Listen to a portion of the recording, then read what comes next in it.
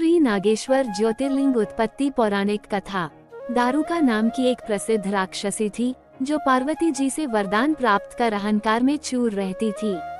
उसका पति दारुका महान बलशाली राक्षस था। उसने बहुत से राक्षसों को अपने साथ लेकर समाज में आतंक फैलाया हुआ था। वो यज्ञ आदि शुभ कर्मों को नष्ट करता हुआ संत महात्माओं का संहार करता था। वो प्रसिद्ध धर्मनाशक राक्षस था। पश्चिम समुद्र के किनारे सभी प्रकार की संपदाओं से भरपूर 16 योजन विस्तार पर उसका एक वन था जिसमें वह निवास करता था। दारुका जहाँ भी जाती थी, वृक्षों तथा विविध उपकरणों से सुसज्जित वह वनभूमि अपने विलास के लिए साथ साथ ले जाती थी।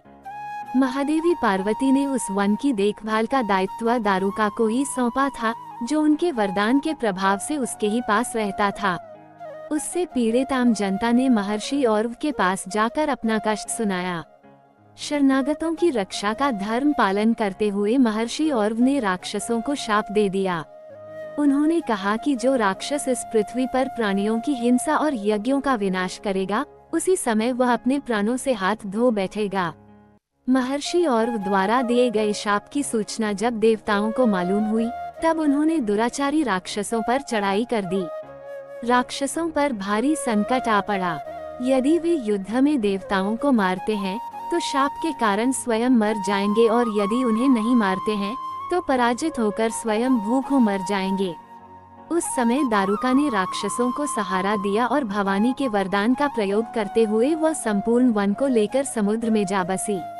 इस प्रकार राक्षसों ने धरती को छोड़ दिया और निर्भयता पूर्वक समुद्र में निवास करते हुए वहां भी प्राणियों को सताने लगे।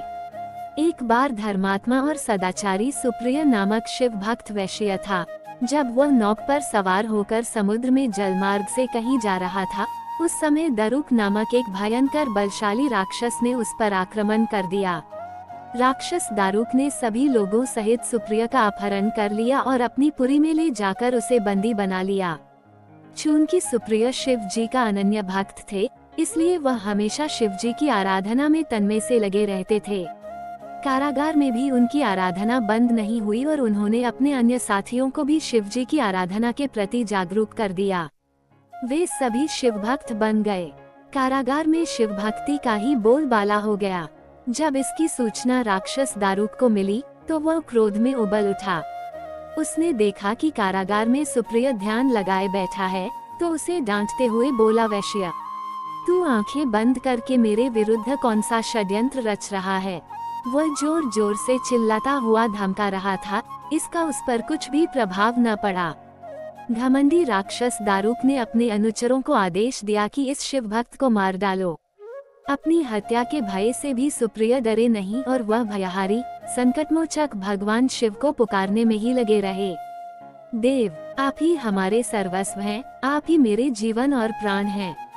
इस प्रकार सुप्रिय वैश्य की प्रार्थना को सुनकर भगवान शिव एक बिल से प्रकट हो गए। उनके साथ ही 4 दरवाजों का एक सुंदर मंदिर प्रकट हुआ। उस मंदिर के मध्य भाग में गर्भगृह में एक दिव्य ज्योतिर्लिंग प्रकाशित हो रहा था तथा शिव परिवार के सभी सदस्य भी उसके साथ विद्यमान थे। वैश्य सुप्रिय ने शिव परिवार सहित उस ज्योतिर्लिंग का दर्शन और पूजन किया। सुप्रिय के पूजन से प्रसन्न भगवान शिव ने स्वयं पाशुपतास्त्र लेकर प्रमुख राक्षसों को व उनके अनुचरों को तथा उनके सारे संसाधनों अस्त्र शस्त्र को नष्ट कर दिया। लीला करने के लिए स्वयं शरीर धारण करने वाले भगवान शिव ने अपने भक्त सुप्रिय आदि की रक्षा करने के बाद उस वन को भी यह वर दिया कि आज से इस वन में ब्राह्मण, क्षत्रिय, वैश्य तथा शूद्र, इन 4 वर्णों के धर्मों का पालन किया जाएगा। इस वन में शिव धर्म के प्रचारक श्रेष्ठ ऋषि मुनि निवास करेंगे और यहाँ तामसिक दुष्ट राक्षसों के लिए कोई स्थान न होगा। राक्षसों पर आए इसी भारी संकट को देखकर राक्षसी दारुका ने दीन भाव से देवी पार्वती की स्तुति की। उसकी प्रार्थना से प्रसन्न माता पार्वती ने पूछा, बताओ, मैं तेरा कौन सा प्रिय कार्य करूं? दारुका ने कहा, माँ, आप मेरे कुल की रक्षा करें।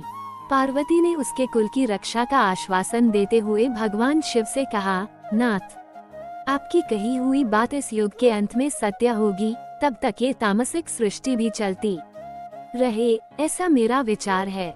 माता पार्वती शिव से आग्रह करती हुई बोली कि मैं भी आपके आश्रय में रहने वाली हूँ, आपकी ही हूँ, इसलिए मेरे द्वारा दिए गए वचन को भी आप प्रमाणित करें। ये राक्षसी दारुका राक्षसियों में बलिष्ठ, मेरी ही शक्ति तथा देवी है, इसलिए ये राक्षसों के राज्य का शासन करेगी। ये राक्षसों की पत्नियां अपने राक्षस पुत्रों को पैदा करेगी, जो मिलजुल कर इस वन में निवास करेंगे, ऐसा मेरा विचार है। माता पार्वती के उक्त प्रकार के आग्रह को सुनकर भगवान शिव ने उनसे कहा, प्रिय, तुम मेरी भी बात सुनो। मैं भक्तों का पालन तथा उनकी सुरक्षा के लिए प्रसन्नता पूर्वक इस वन में निवास करूंगा। जो मनुष्य वर्णाश्रम धर्म का पालन करते हुए श्रद्धा भक्ति पूर्वक मेरा दर्शन करेगा, वह चक्रवर्ती राजा बनेगा। कलयुग के अंत में तथा सतयुग के प्रारंभ में महासेन का पुत्र वीरसेन राजाओं का महाराज होगा। वह मेरा परम भक्त तथा बड़ा पराक्रमी होगा। जब वह इस वन में आकर मेरा दर्शन करेगा, उसके बाद वह चक्रवर्ती सम्राट हो जाएगा। तत्पश्चात बड़ी बड़ी लीलाएं करने वाले शिव दंपति ने आपस में हास्य विलास की बातें की और वहीं पर स्थित हो गए। इस प्रकार शिव भक्तों के प्रिय ज्योतिर्लिंग स्वरूप भगवान शिव नागेश्वर कहलाए और पार्वती देवी भी नागेश्वरी के नाम से विख्यात हुई। इस प्रकार शिव ज्योतिर्लिंग के रूप में प्रकट हुए हैं, जो तीनों लोकों की कामनाओं को पूर्ण करने वाले हैं।